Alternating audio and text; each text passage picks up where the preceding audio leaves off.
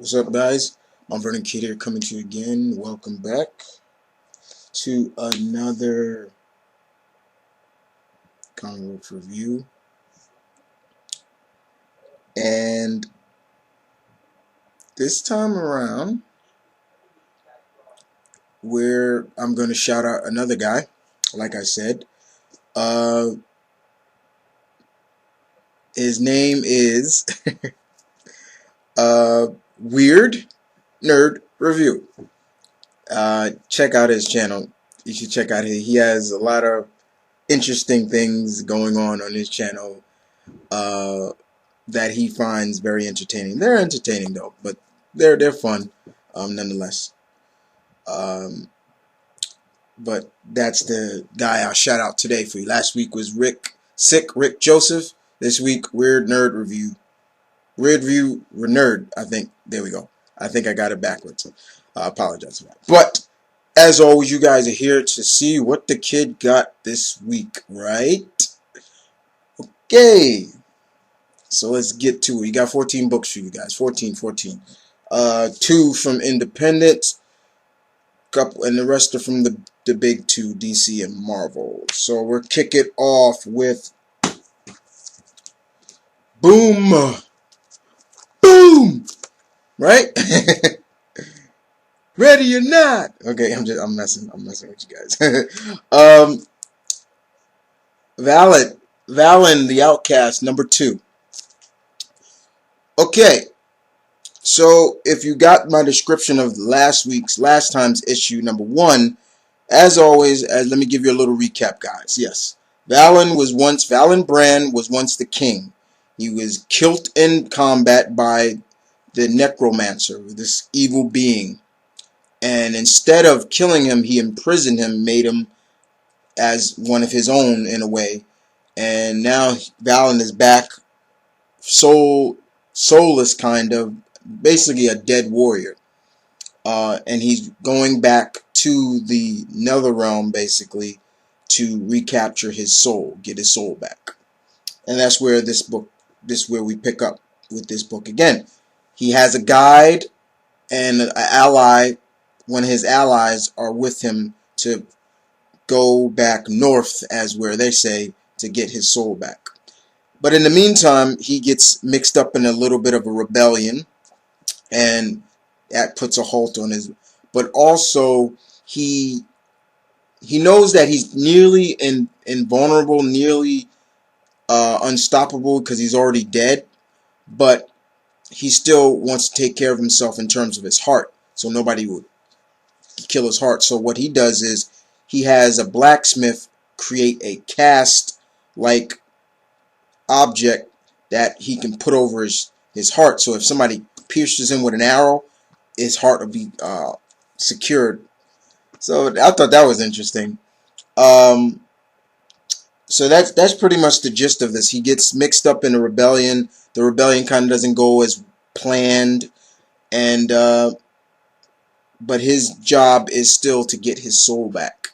And still, Valon, after the second issue, I'm still on board with this. Let's just put it like that. But it's good. All right, so we go from Boom to Dynamite, and this was another. This is a mini series written by Mark Guggenheim, and it's called Nowhere Man.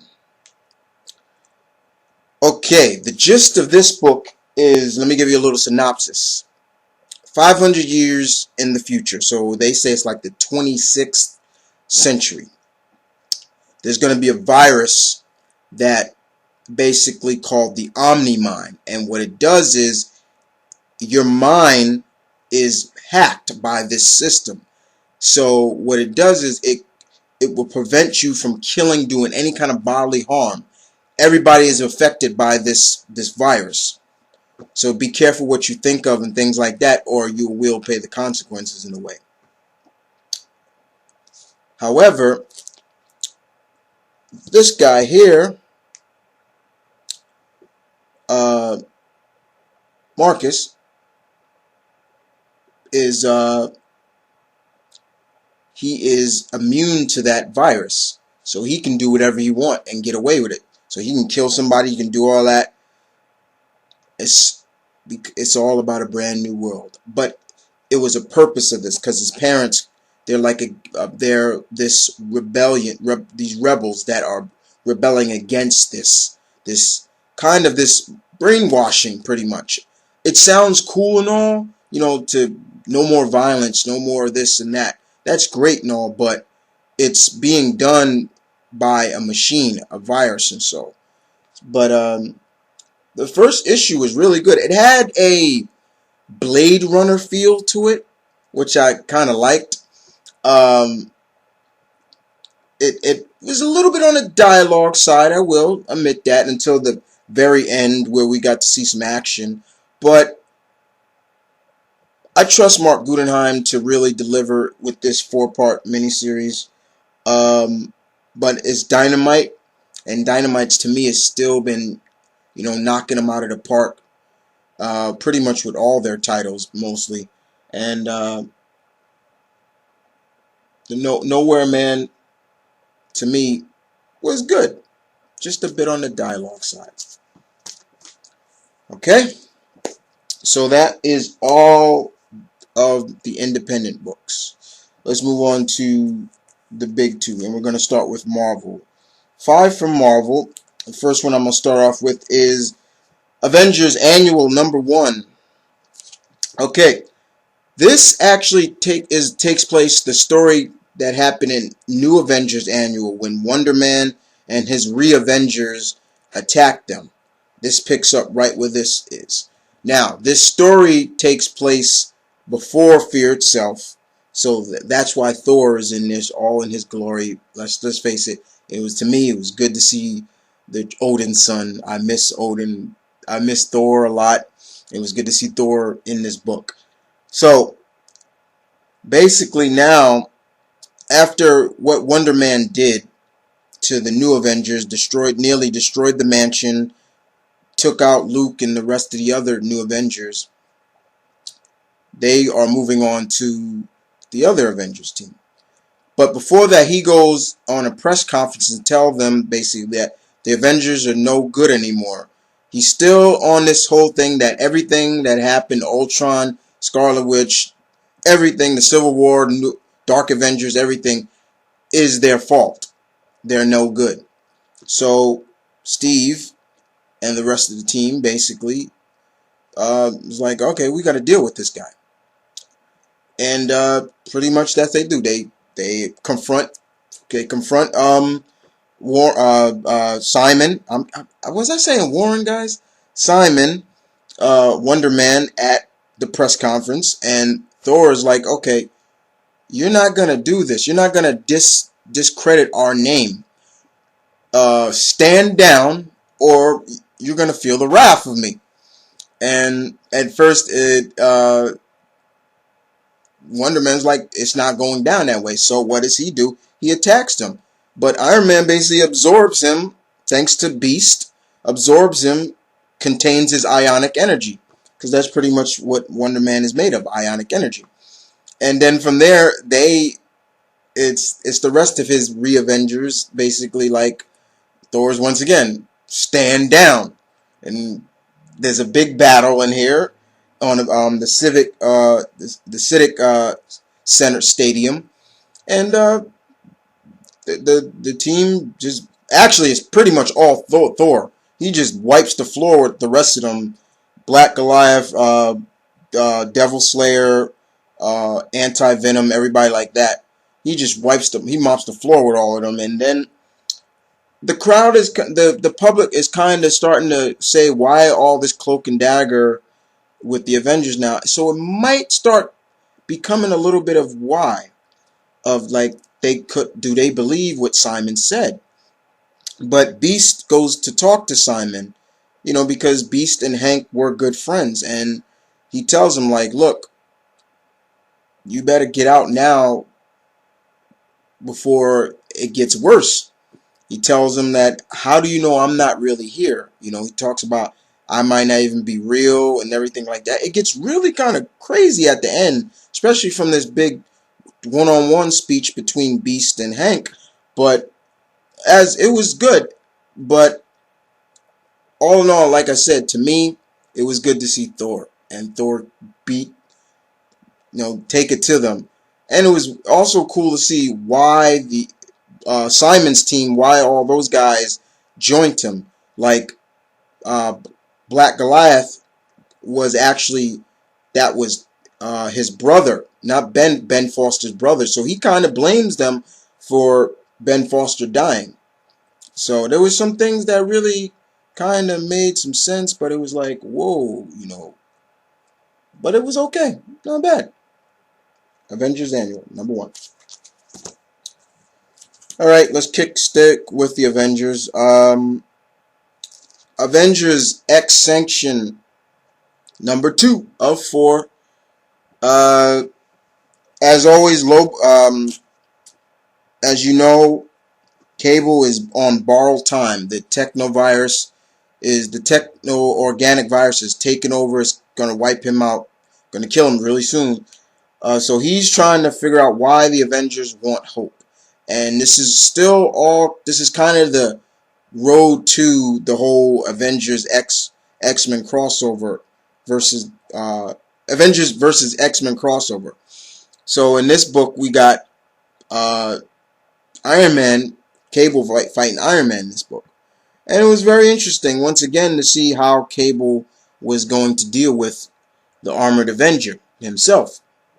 And not bad, not bad at all to see how he dealt with him. He was telling Tony that he had tech that Tony's not even going to make until the near future. And I'm like, what? And it was interesting. But after he was, and will I say that Cable was able to defeat Tony?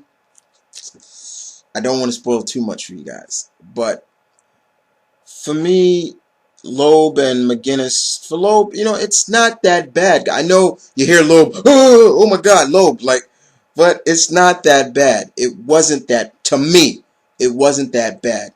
Everybody's got their own opinion on Jeff Loeb, and everybody's got their own opinion about Ed McGinnis, but it wasn't that bad. It's just going to be really interesting to see how this ends, but to me, I have my suspicions how this ends. I'll leave it to myself right now.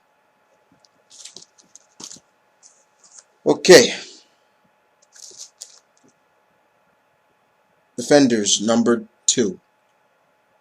Fraction, yes, and Terry Dodson, artist on this book. Okay. Now, granted, guys, I'm not a big Fraction fan. That's not the reason why I got this book, and it's not the reason why I'm going to continue to read it. It's because of some of the characters in there, like Doctor Strange. I don't care if he's in 1 or 2 books. More Doctor Strange for me is a good day. And as you can see, Danny Rad right there, I don't care. Put him in more books. And I'm liking Betty as the new She-Hulk, as the Red She-Hulk. I don't mind. Anyway, the team basically land in Wundagore. And right from when they land, someone gets shot. Who? Iron Fist gets shot. And Fraction always, you know what? The problem I had with that was Fraction, really? Danny got shot. You trying to give us a big end on the cliffhanger of he got shot when, if anybody hasn't read Brubaker's run of his book in 07, we know that Danny can concentrate his chi to heal himself. And that's what he does. And it was like, really? Come on. I'm not falling for that, Fraction. be a little bit more creative. But they're still after Null, the Black Hulk, the spirit that was in Hulk during the Fear itself. They're after him, and they know it's coming to Wundagore. So that's where Steven and the rest of the team go. They're captured, held prisoner by, I'm forgetting the guy for a while, but they make their escape, and they tell the guy, I'm sorry guys, I'm forgetting his name, that this guy, Null, the World Breaker, is coming. But the guy, here's the kicker, the man who imprisoned them wants Null to come. So, whoa, okay, that's interesting. But other than that, it was okay. Like I said, wasn't the best, and it wasn't all that good. It was there. It was however you want to classify it. But I know with the name Fraction, Matt, everybody, was like, oh my God, not him. But I read it because, like I said, Danny, Betty, Steven, and Surfer. Those are a few individuals in the Marvel Universe that don't have their own book. Okay. Punisher number 7. Alright. We last left off. Frank has still been healing from his battle with the mutated Vulture, which he killed. But it was been like say 100 days, and he's time to get back in the game and do what he does best. But in the meantime, looks like another person has been picking up the slack where he left off, and it's the woman Rachel Cole, who is a Marine whose wedding was ruined by a gunfight from the mob. It was crazy, and she was the only one really survived. So she took it upon herself to take the fight to them. In the meantime, the two main detectives on the case to catch Frank, their names are Clemson and Cole, who look too much like Morgan Freeman and Brad Pitt when they starred in the movie Seven. That's how, I don't mind, but yeah.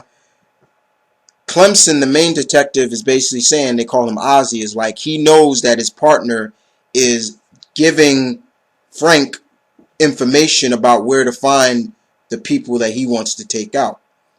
But they go investigate the murder scene and everything like that. And they pretty much find out that, yeah, Frank now has an ally and things like that to help him, which is Sergeant Major Rachel Cole, basically. No relation to the detective. But that's pretty much all this was. A little bit on the dialogue side, but it still was just it felt like a crime drama. That's all it was right there. And that's pretty much what Greg Rucka is good at. You know what I'm saying? So, yeah. And the last Marvel book, Uncanny X-Men 4. Yeah, they popped this out real quick. I didn't think it was going to be back-to-back issues. First of all, Peterson, who does the artwork in there, is really good. I enjoyed the artwork. This is just a one-shot story, basically, where the team battles a phalanx, a phalanx creature, however, and that's pretty much all it is. Nothing big, nothing too fancy. It has a little bit of backstory of what happened to the phalanx and what it has something to do with Sinister and everything like that. My problem still with this book is, as you can see on the cover, Colossus. Colossus and the Juggernaut powers. I'm sorry, guys. I don't like him with these powers. I hate it. He is using it like a damn drug. And he even says it in this book. Where his sister, Ileana, basically says, brother, don't be hasty. You don't need the Juggernaut powers to deal with this creature. And then he says, no, I don't need it, but I want it. And I'm like, oh my God, like, come on. Like, he's getting addicted to this. But that's all it was. It's just a standard one-shot issue, just showing the team battle this giant phalanx, creature. And do they succeed? I'm going to spoil it, yeah, but it was, yeah, it was there. But the artwork was good. Sorry, guys. It's just that with the B team, the blue team, I'm kind of, iffy on it. That's why I'm just saying, and you tend to see why my view of X-Men is going more towards the gold team, Wolverine side. So, and that's pretty much it. But I'm just saying, that it was an okay standard issue. That's all. All right. So let's move on to the 7 DC books I got, and we're gonna kick it off with Batwing. Number 5. Batman guest stars in this book to fight alongside David, or Batwing. Ben Oliver was back in this book. Artwork. Yes! I said it before and I'll say it again. Ben Oliver's artwork in this suits this book. And basically we get to see in this book the Republic of Congo basically celebrating the headquarters of the African team, the Kingdom. So we get to see their headquarters, what they were before Massacre started to take them out. Now, we also get to see once again David outside of his Batwing costume and back to being what he is, a cop. He's a cop for, and because last issue we got to see what David did when he was a kid. He was like a rebel, he was one of those child rebels you see on TV, holding guns and things like that. And he still have nightmare of that stuff, post-traumatic stress as it's called. But he tries to lure Massacre out, because he knows Massacre is after the Kingdom. So what better than to get him to come out while people are trying to celebrate the Kingdom's headquarters. But does his plan succeed? I won't spoil that for you. But it seems like the next issue is going to be the end to the first story arc, I guess. But it was good nonetheless. It was really good to see, Bruce, outside of in his civvies and as Batman, helping his, I guess you can say his one of his disciples or so, yeah, Batwing has still been good in my opinion, guys.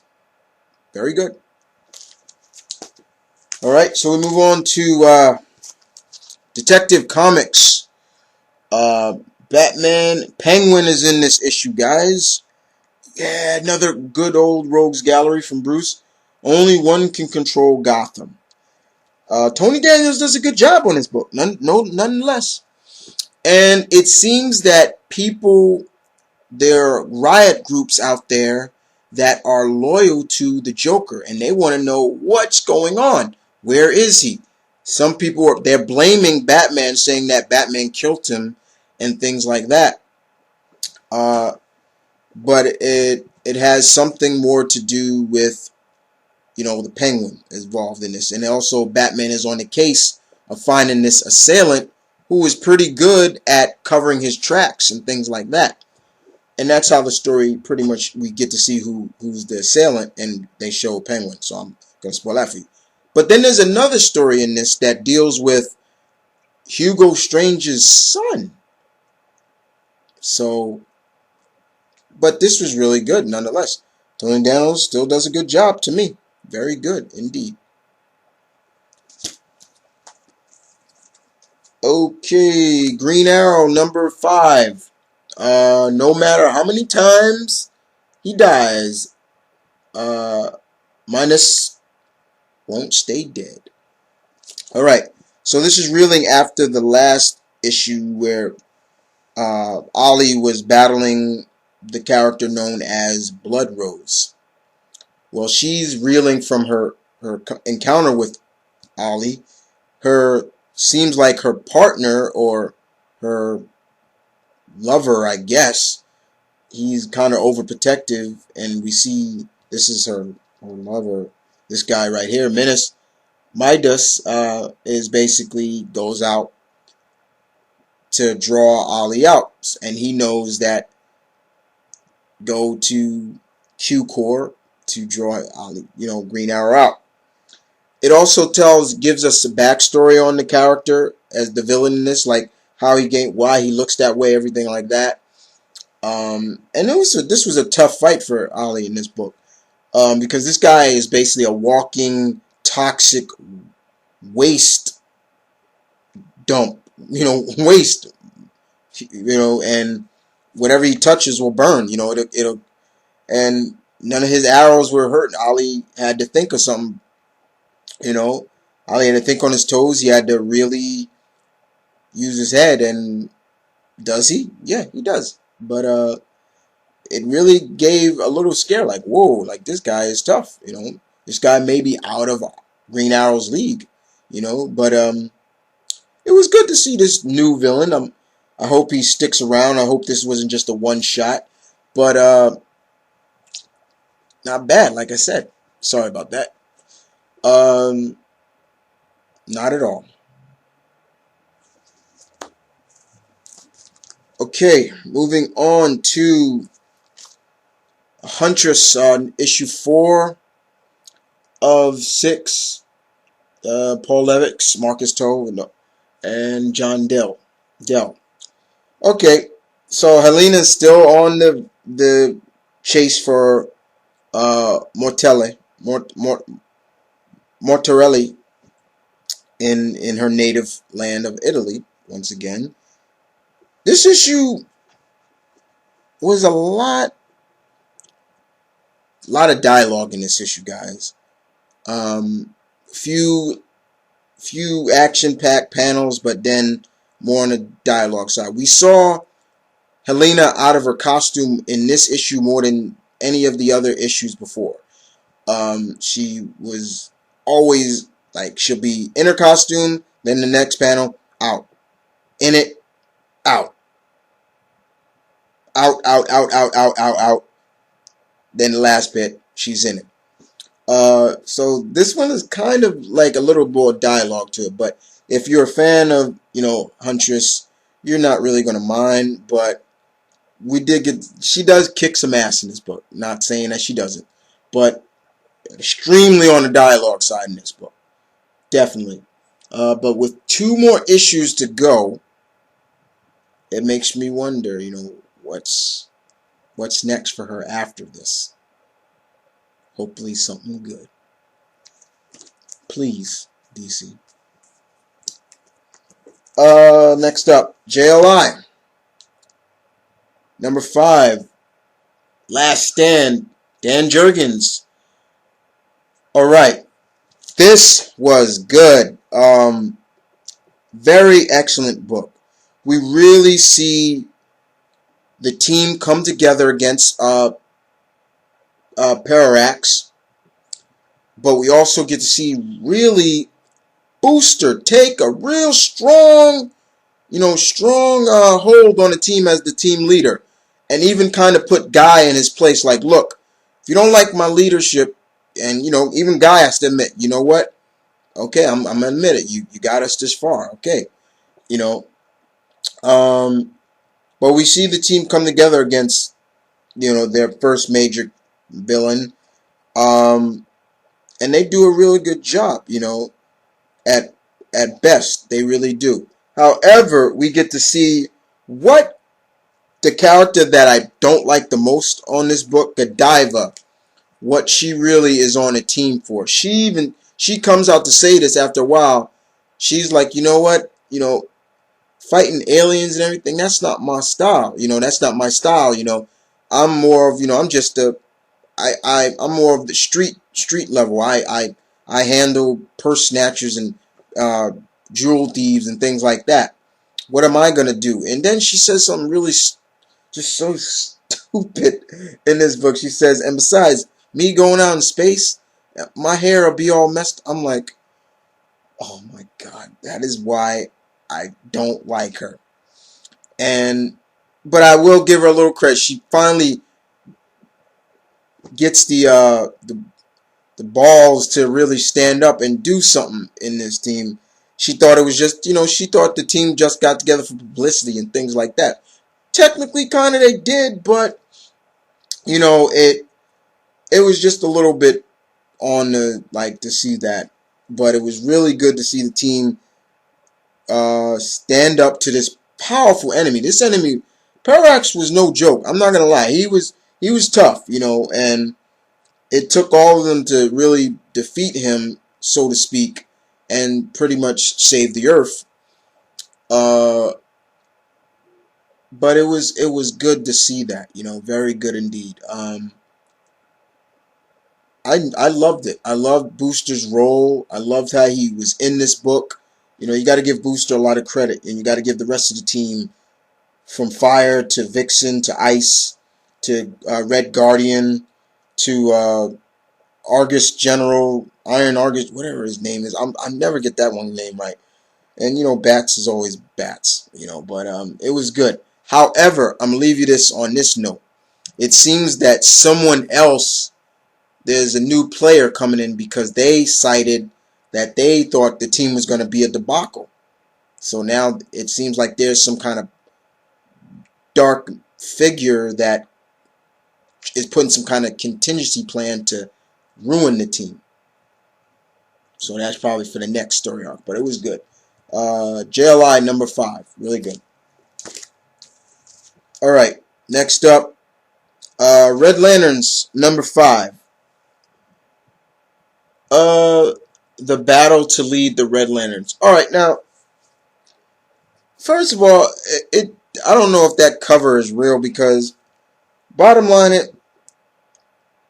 someone has stolen Krona, and Atrocitus is pissed off. He thinks Belize did it.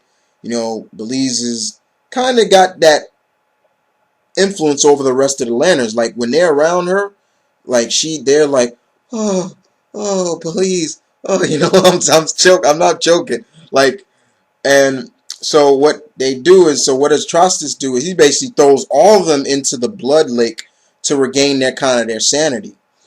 And so the main purpose of this book is for them to find Krona, who kidnapped Krona. That's pretty much all this is. But also in the meantime, we got a human Red Lantern being born in this book. And I'm going to end it right there, guys. I don't want to spoil anything for this book, but yeah, we got a human Red Lantern born in this book, especially at the end of the panel. And I got to admit, that artwork of that panel of him becoming, that Earthling becoming a Red Lantern was great. Good job, Mr. Benz. That's why you're one of my favorite artists. But Red Lantern's number 5 was good, but like I said, it's about finding Krona. Who stole Krona? So it's a whodunit book. It's a whodunit issue. Alright. Next up, last book. Static Shock. Number 5.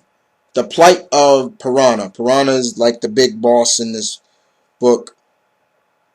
Scott McDaniels basically is on this book. And it basically, the main gist of this book is the Piranha and his gang of freaks, as he calls, they can't find out who Static really is. But also in this book, Sharon, Static's sister, is kidnapped. And this pushes Virgil over, got to get his sister back. And you got Hardware in this book trying to tell him, calm down, Virgil. We'll find her. Don't worry. And Sharon is being held by Piranha's men. And that's pretty much the gist of it. But this was good. It was not bad. It was really good to see, a different side to Virgil. Not always like he's really serious about it, and I don't blame him. But I'm still saying like this, man. Do something with his hair. I cannot stand his Shirley Temple look. I'm sorry, but it's there. It's there. And it was good to see hardware. It really was. It was really good to see hardware. But yeah, somebody's kidnapped Sharon. Sharon's been kidnapped, and Static's got to get her back. He's got to get his sister back. Nonetheless. Okay. So that is it, guys.